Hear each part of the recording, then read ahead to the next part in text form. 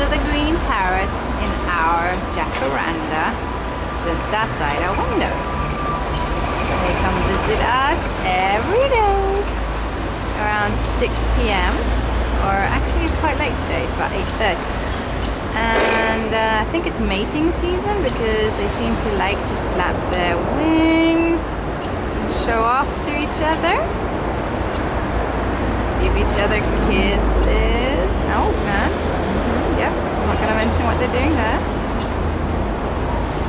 So this is the view from afar, the building across the road. And this is our street, Ugarteche. And a typical Buenos Aires cab.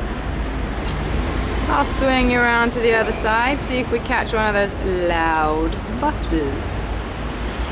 Let's see, move over here a little bit. They usually come around this way. That's the other end of Ugarteche, which crosses Cabello. Okay, no buses in sight. Let me quickly swing back round to the birds. If I can spot them again. There they are. Zooming in.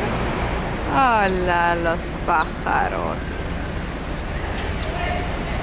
See, they sing to each other. I think they're trying to tell each other something. It's like, you're pretty. I fancy you. Let's make babies. Okay.